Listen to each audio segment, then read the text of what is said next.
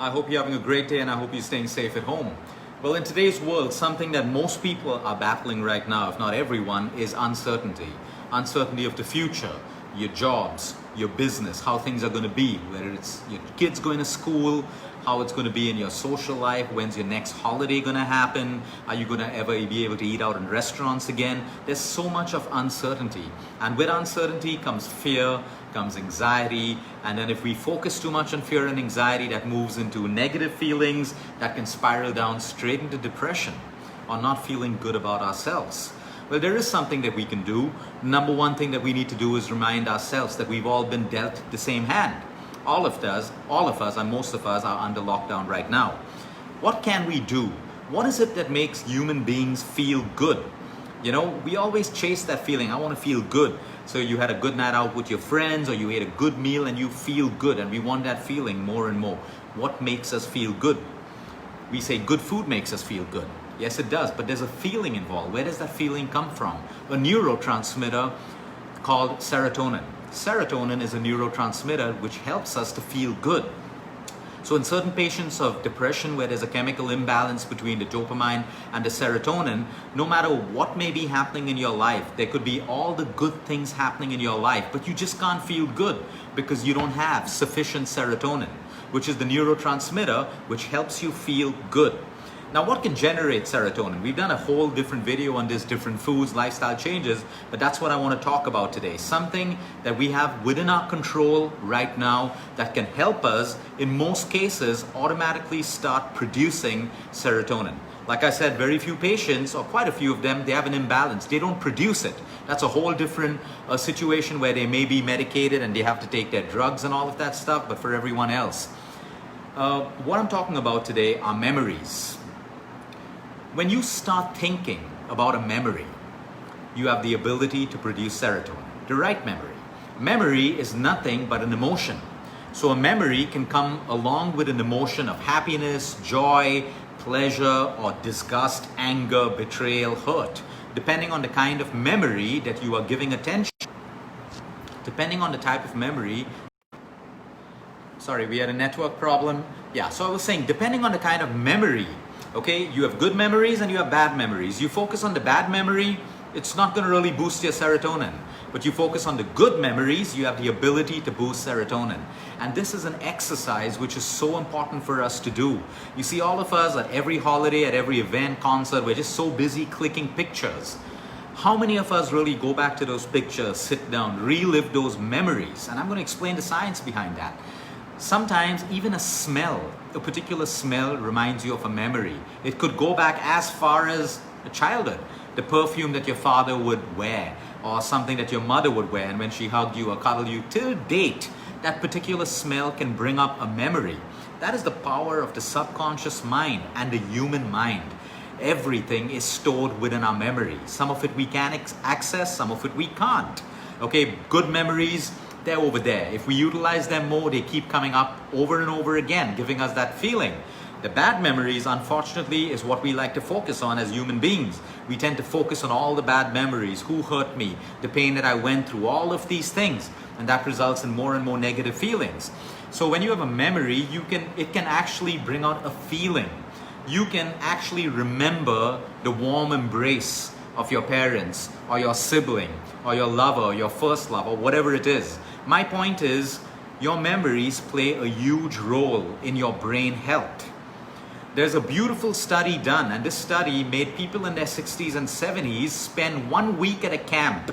And in that camp, they only listened to the music that they listened to in their 20s. They only played games that they played in their 20s. They ate the kind of food that they ate in their 20s. And when they did a scientific study on these people, they found numerous physiological and psychological change in those people. Just by reliving those memories was able to bring about a physiological and a psychological change in them. So imagine if we start investing time in the memories that we've made over the years. Go back to your childhood albums, your pictures. Take one memory at a time. Bring up the memory. Do it in a group with that particular person, your parents, your friends. I'm going to give you several ideas of what you can do. So like I said, a memory brings an emotion along with it. So you want to select the right memory. So you can look at childhood memories, memories of a particular present or gift that made you feel happy. You think about it. Did you get it at Christmas, Diwali? What occasion? Was it at Easter that you got a present and it brings about so many memories? You're actually literally reliving that moment, which means when you relive a moment, every single cell in your body vibrates at the frequency of that moment. You're able to actually induce that frequency and vibration by only thinking about something. Think about all the cuddles that you remember. If you were cuddled by your parents, your siblings, or whoever it is. Think about the words. You know, some of the words that we've heard from a teacher or our parents, they still stay strong in us. And when we think about it, it makes us feel good. It's a good memory. Your first kiss, if it was a great kiss, bad kiss, whatever it is, if it was a good memory, you want to reflect on these things. You want to relive those memories. The naughty things that you did when you were in high school, when you were a teenager, all the adventures you took, the classes that you bunked, the things that you did. If these are great memories for you, it makes you feel good, it's worth giving it focus and attention. Then you have your party days, your holidays, specific holidays that you do with your parents, with your friends, you know, all of those things. Music, your childhood music. Have you ever gone back? I have a playlist of all the music that I grew up on when I was probably 10 and when I was a teenager, and sometimes just listening to those playlists. But a lot of people don't because they have ego and pride. Oh, that's old-fashioned music. I don't listen to it anymore. I'm now cool and I listen to XYZ artists. No, that's just your facade trying to be cool. It's as simple as that. Bring down the ego and pride and go back to the music that you enjoyed when you were a child, and you are going to feel so good. That feeling of feeling so good is your serotonin getting boosted right up. When you boost your serotonin, it's not just a feel-good hormone. It has everything to do with every aspect of your health, including depression, anxiety, stress, and everything else. So you may be feeling at your lowest today, but just spending some time on memories will be able to shift you. It may not take away your stress or your problems of uncertainty, but it can make you feel good right now. And that is what your human body and every cell in the body requires, to feel good right now, so that your stress hormones are at its lowest. Pictures. Okay, look at all of your old pictures. If you maintain diaries, search for your old diaries, the things that you used to write. Read them. You're going to feel so joyous. Phone calls, catch up with your old friends, school friends, people you've not spoken for years. Talk about memories that you all made together, and catch up with people. You can't do that right now because you're locked down, but then have a plan post-lockdown to catch up with your old friends, your teachers, or whoever it is. My point is memories are real. I've learned this from my patients. I'm in the line of cancer. I speak to dying patients all the time. And I have to tell you that the biggest learning in my life is from dying patients. They don't talk about the money they made in their life. They don't talk about who they were. They don't talk about power. They don't talk about ego. They don't talk about pride. They talk about memories. They start remembering all of their childhood memories, their first love, their relationships, emotions like love. They have a lot of regret. This is reality.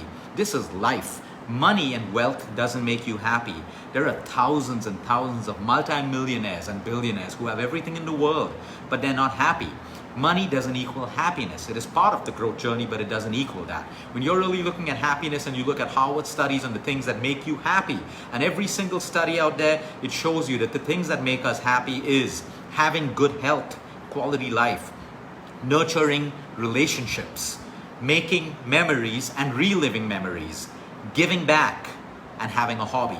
These are the 5 things that can make you happy, irrespective if you're a billionaire or you're not a billionaire, if you're a millionaire or you're not a millionaire. These are the things that you got to focus on trying to be happy in life. So how do we also remember these memories? Because this is the talk that we're having right now, but you remember, reflection every night is important for you. Reflect on your day. Select one memory to reflect on. Reflection and gratitude come hand in hand. So when you're grateful for something, it also brings up memories of the past. And if you focus on that, there's a beautiful exercise I've started with my daughter every night ever since lockdowns happened. We finish our story and we select just one memory, any random one memory. And we can talk about it for 10, 15, 20 minutes. We laugh about it. You know, we literally reconnect with that memory. And you sleep after that. It's blissful. It's an amazing feeling because of serotonin. So no matter how stressed you are, in fact, the more stressed you are, the more of this exercise you need to do. Go through all pictures, memories, all of that stuff. Change the way you feel by utilizing the neurotransmitter that you already have in you, serotonin. Have a great day, everyone. Until next time, eat smart, move more, sleep right, and breathe deep.